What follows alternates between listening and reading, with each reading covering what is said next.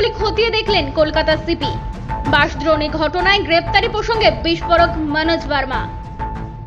দুর্গাপুজোর প্রস্তুতি পর্বের শেষ মুহূর্তে বড় বড় প্যান্ডেলগুলি পরিদর্শনে বেরোলেন কলকাতা পুলিশের নগরপাল মনোজ ভার্মা।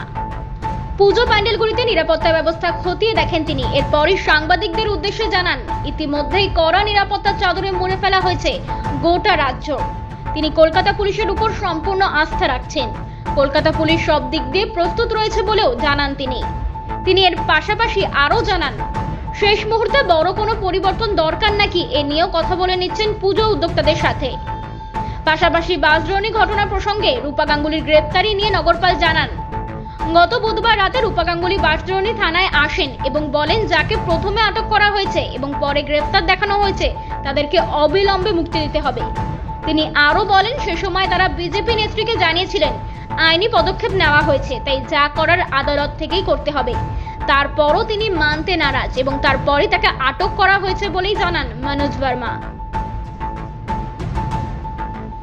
কলকাতা থেকে দেববাম পালের রিপোর্ট, আরবি নিউজ।